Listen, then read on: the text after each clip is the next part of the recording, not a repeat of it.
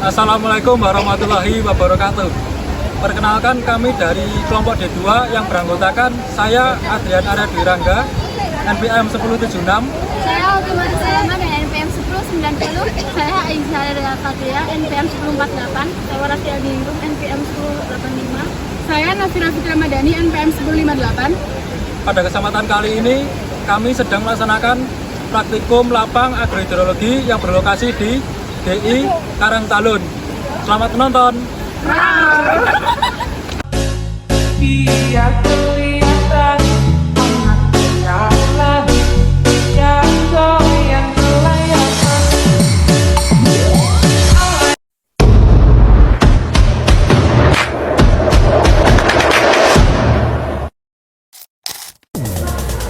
Hai, kalian tahu nggak sih apa itu daerah irigasi Karangtalun? Nah, bagi yang belum tahu, yuk simak videonya. Daerah irigasi Karangtalun atau yang biasa disebut DI Karangtalun memiliki luas sebesar 5.159 hektar yang terletak di perbatasan antara Ngluar, Magelang, dan Kalibawang. DI Karangtalun dibangun pada tahun 1963 dengan tipe bendung tetap dan berbentuk seperti huruf V.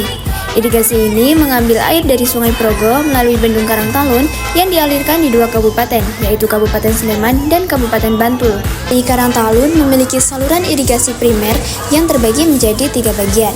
Di antaranya, saluran induk Karangtalun sepanjang lebih dari 3 km, selokan Mataram sepanjang 31,2 km, dan selokan Van der Wijk sepanjang 17 km. Terdapat bangunan ukur dan trash rack yang berada di sebelum pintu pembilas untuk menghambat sampah agar tidak masuk ke saluran. Air Sungai Progo yang digunakan akan melewati saluran primer yang terdiri dari intake, pembilas, dan sipon. Intake merupakan bangunan yang berfungsi menaikkan elevasi air dari sungai untuk saluran irigasi. Terdapat 4 pintu intake saluran yang mengalirkan air hingga pintu bagi. Besar debit diatur melalui 4 pintu tersebut dengan debit andalan maksimalnya sebesar 12.000 m3 per detik. Kemudian air akan terbagi menuju kantong lumpur dan sifon. Pembilas merupakan bangunan yang berfungsi sebagai tempat pembuangan limpasan dan lumpur ke sungai. Terdapat 2 pintu limpasan berbentuk lingkaran yang mengalirkan air berlebih akibat debit yang tinggi, serta 4 pintu pembilas untuk membuang lumpur yang berada di kantong lumpur. Pintu pembilas akan dibuka pada hari Selasa, minggu kedua, dan keempat setiap bulannya. Air limpasan dan lumpur akan mengalir menuju Sungai Progo kembali.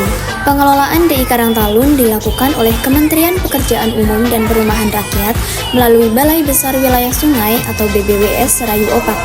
BBWS bertugas mengelola bangunan bendung sampai bangunan bagi 1 saluran Mataram, sedangkan saluran Van der Wijk secara utuh dikelola oleh Dinas Provinsi DIY.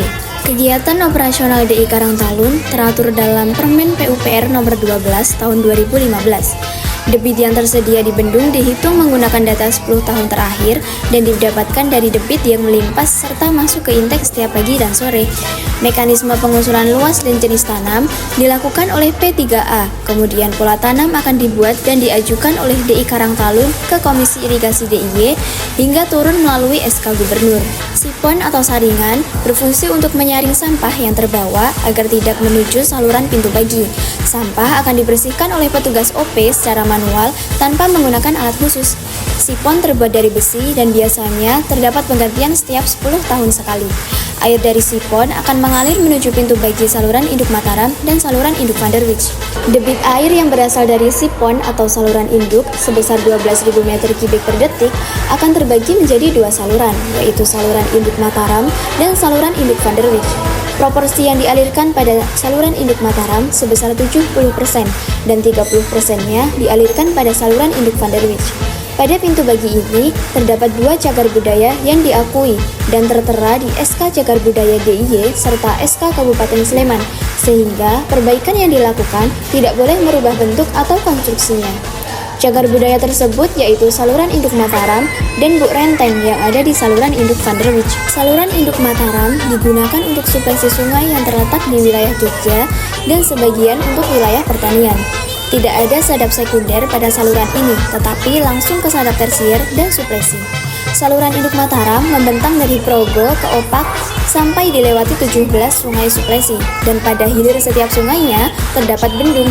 Saluran ini menjadi sumber irigasi bagi komoditas yang beragam, meliputi padi, hortikultura, dan palawija dengan masa tanam yang serentak. Saluran induk Van der Wijk digunakan untuk suplesi Sungai Kerasak dan suplesi Van der Wijk dengan kebutuhan airnya sebagian besar untuk pertanian, perikanan, dan air baku tanah perkebunan agar tidak terjadi kekeringan.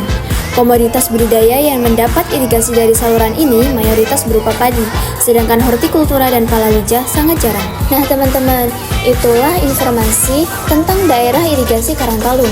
Semoga videonya bermanfaat ya. Terima kasih telah menonton.